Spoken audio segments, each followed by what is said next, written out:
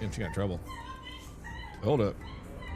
Pretty dramatic day in court for Hannah Freeman, a former 4th grade teacher sentenced for stalking her ex-boyfriend 33 times in just 19 days. This is women of crime. Dramatic is putting it mildly. This police chief's daughter had just learned that family connections wouldn't save her from real Holy shit, she was a police chief's daughter too? consequences. The case that brought Hannah to that courtroom started with a mouse lady 911 call. Please, can we help you? My ex-girlfriend continues to stalk me and park her car next to wherever I am and follow me home every night. But here's what makes Jesus this Christ. case even more disturbing. Hannah Freeman wasn't just any teacher. She was the daughter of North Ridgeville's chief of police, and she believed that connection would protect her from consequences. This is the story of It probably has all her life. how privilege, obsession, and entitlement collided in a courtroom, and the shocking meltdown that followed when reality finally caught up with a woman who thought she was above the law. It's a demon. I'm bringing you this case on Women Succubus. of Crime, where I examine the complex psychology behind female perpetrators. If cases like this fascinate you, Curious. subscribe. Women of crime.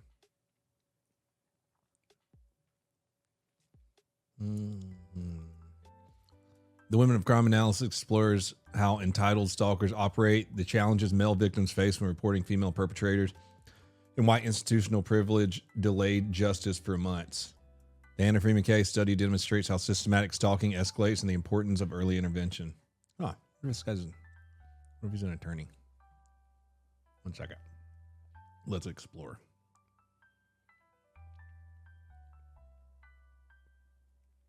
Criminal psychology. Blah, blah, blah. That's pretty cool, man. I will subscribe. Now because I publish 2 new cases every week.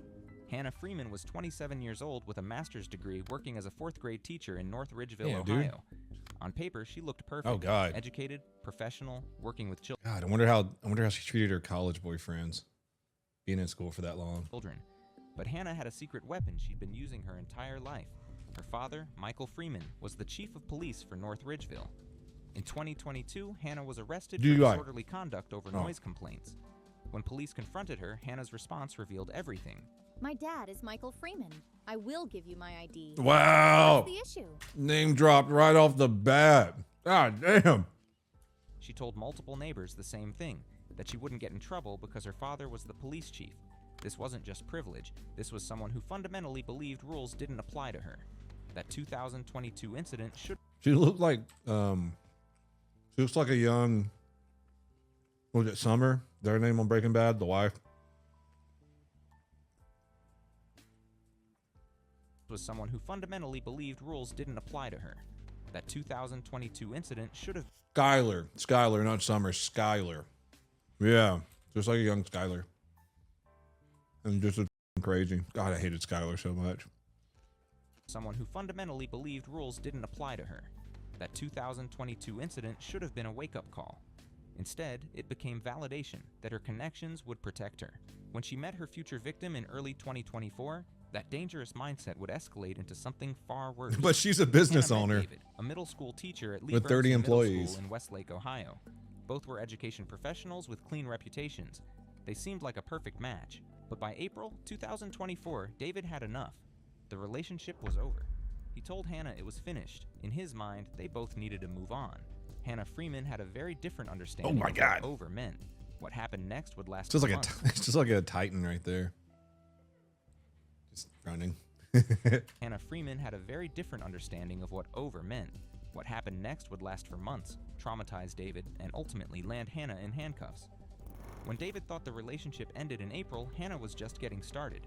She began showing up at his workplace, uninvited and unannounced, parking in the school lot and watching. According to police GPS tracking data, Hannah Freeman visited David's school 33 times on 13 different days over 30 days. So she left and came back some days. You know, at least she didn't fake a home invasion like I had a chick do with me one time. Think about that. Sometimes multiple trips per day. This wasn't coincidence. This was systematic surveillance. But Hannah wasn't content to just watch. According to David's testimony, she was following him home every single night. Picture being stalked by someone for months, your ex visiting your workplace 33 times and following you home daily. On November 6, 2024, Hannah's behavior escalated to criminal. She had planned to spend the night at David's apartment, but he told her not to come. the relationship was over. Hannah showed up anyway. That's what I was thinking too, Bird. If you can imagine what that's your child's teacher, to be concerned what she teaches to the kids or how she treats the kids. And discovered another woman there.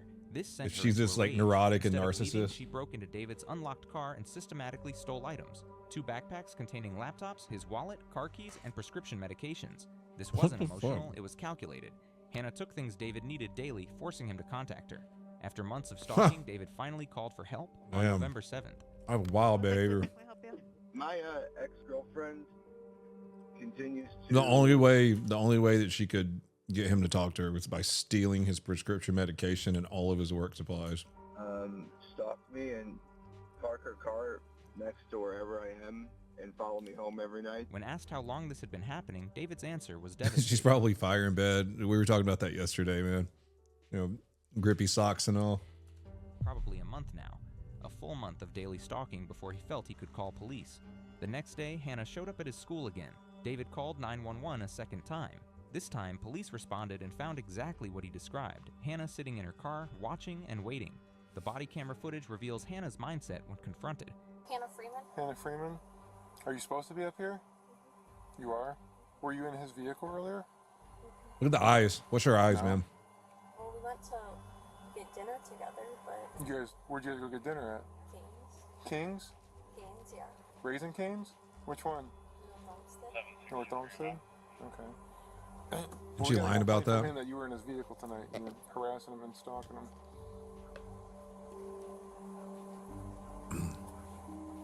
Yeah, just living in another reality, man. Okay. Did you take some items from him last night? When asked about being in David's vehicle, Hannah claimed they went to get dinner together, reframing theft as consensual interaction.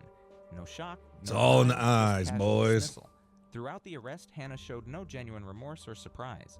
This wasn't someone who made a mistake. This was someone who got caught. Step over here. Putting it down. Just do me a favor, turn around, put your hands behind your back. You don't got anything on you, it's gonna stick, poke, anything like that? No. While Hannah was arrested outside, David told police the full scope of her behavior. Did you invite her here? No. Are you sure? No. Yeah, Are you sure you didn't invite her here? Yes, I never Okay. said anything. 'Cause she said that you invited her here. Yeah, I know. She probably would have said that. She actually yesterday followed me to my apartment, stole stuff out of my car, Yeah. So they didn't even really go get dinner. medications that I need, my car keys, which I was finally able to get back from her, a laptop, and my wallet. And she has run up a bunch of charges on one of my credit cards now. David revealed deeper violations. Yeah, she said they were engaged too, man. She's living in the fantasy world of them being together. She We also have 3 kinda knew kids, passwords to my accounts and a stuff. She's dog. been messing with my accounts. She did. beautiful house together. And then she, because I did date her back in April, we probably ended it. She kind of knew passwords to like my accounts and stuff. She's been messing with my accounts. Where did she rack up the charges at? It was all from Amazon. Hannah was using stolen information to access his personal accounts. The eyes, dude. Credit card charges were all from Amazon. Hannah was shopping with David's stolen money while stalking him. Hannah was initially charged with 5 felonies: stalking, Oh, burglary, God. 2 counts of aggravated theft, identity fraud, and drug theft. I wonder where the theft comes into play because she already stole shit to get him to talk to her. Do you think she went back after that and then started? Did they say she did the Amazon thing later? Was that another just stacking on ways to get him to talk to her? These weren't Yeah, they hit her hard. minor charges. They carried potential prison time. But by June 2025, something remarkable happened. Look, dude, the eyes, every single thing. Like, you know, sometimes women, you'll catch them in a weird angle with a picture and they'll have the crazy eyes. But like, this is every frame, every picture, like every video. Wild. 5 felonies became 3 misdemeanors: disorderly conduct, obstructing official business, and possessing criminal tools. How does someone with overwhelming evidence against them negotiate away felony charges? The answer The SSRE eyes, yeah. involves privilege, legal maneuvering, and a system that Call often those treats the female Los Angeles or the California eyes. perpetrators as needing help. Every rather than every punishment. chick I came across Hannah's out attorney, there. Michael Kinlan, employed masterful minimization tactics. He claimed the relationship didn't end in April, but continued until November 6th, the day of the theft. Most audaciously, Kinlan claimed Hannah was invited to David's school 33 times to help with classwork. A middle school teacher needed help with classwork 33 times in 19 days from an elementary teacher. The defense explained the theft as Hannah taking his book bag for about 3 minutes when she discovered another woman. But evidence showed systematic theft of laptops, wallet, keys, and medications. On sentencing day, Hannah delivered what appeared to be a carefully rehearsed statement, reading from notes. I regret the incident. I definitely acted out of emotion, and I Oh my God, she is reading. She had to read that twice.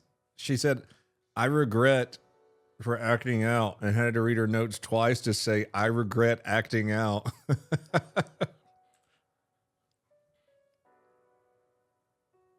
Reading from notes. I regret the incident. I definitely acted out of emotion, and I regret that decision that I made that night. And I. She just had to read that for the word decision. Out of emotion, and I regret that decision that I made that night. And I. Yeah, and she's smirking. I will take steps necessary to move on from this incident, and you will not see me back here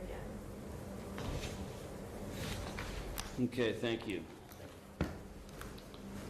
How does it take a teacher to glance at her notes 5 times to say 3 sentences? Notice the language. That Case closed, ma'am. You're free to go. You know what? You're kind of cute. You can leave. at night, as if months of stalking were one evening's mistake. The statement was brief, generic, and completely lacking genuine remorse or acknowledgement of David's suffering.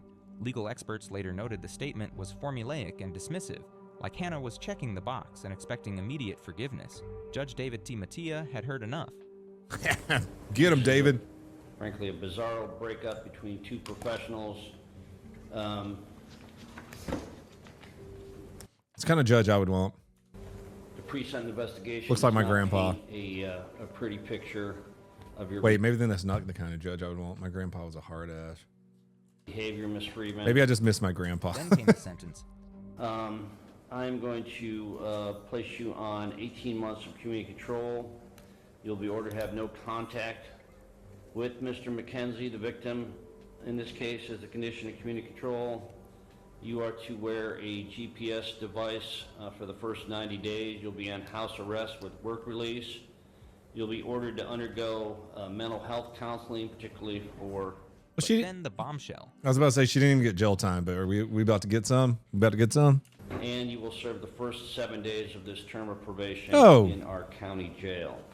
You are ordered remanded. Hannah's reaction was immediate and shocking, shrieking and crying as reality finally hit someone who expected privilege to protect her forever. My problem. I don't think it's my order remanded. We're done. Yo, do your week and shut the up. Good Lord. I know. Look. Yo, he didn't say even a year or a month. He said do 7 days. Oh my God. And you get work release during your time at home. Good God.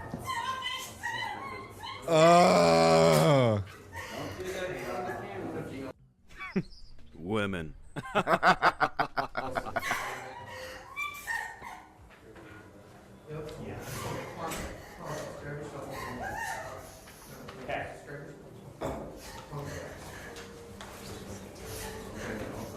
Her attorney frantically tried damage control. At this point, Your Honor, I'm going to make a motion to withdraw her plea and would rather go to trial. Judge Mattia wasn't having it. Because you don't like the sentence? No, because we don't like the way the court has interpreted the facts. When the attorney claimed they didn't like how the court interpreted the facts, Judge Mattia delivered the devastating response. Dusty, what noises you say?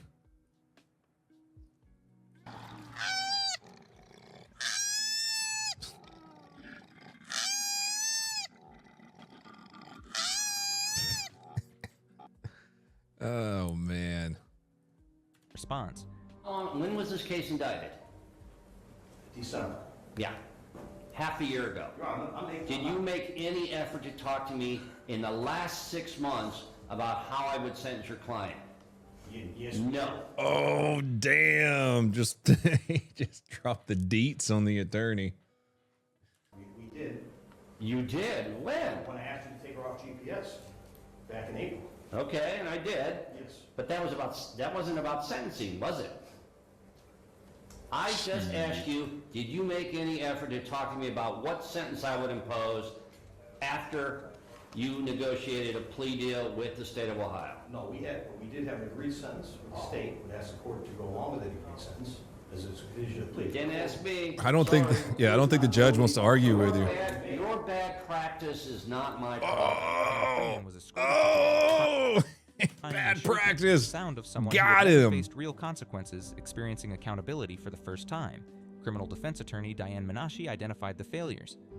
The defense attorney didn't do what all of us do, which is before we enter into that courtroom, we make sure that we sit down with the judge and we know as much as we can. But the attorney's failure was just one piece. Hannah had been protected by multiple privilege layers: her father's police position, her professional teaching status, and gender stereotypes about female perpetrators. Nice. I like the PowerPoints he does here, breaking it down. The case shows how institutional privilege can delay accountability. It's a good until YouTube evidence channel. becomes undeniable, and a judge refuses to play along. Hannah Freeman fits the profile of an entitled stalker, someone who believes their victim belongs to them regardless of the victim's wishes.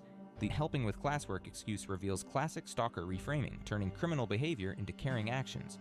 In Hannah's mind, she wasn't stalking, she was helping.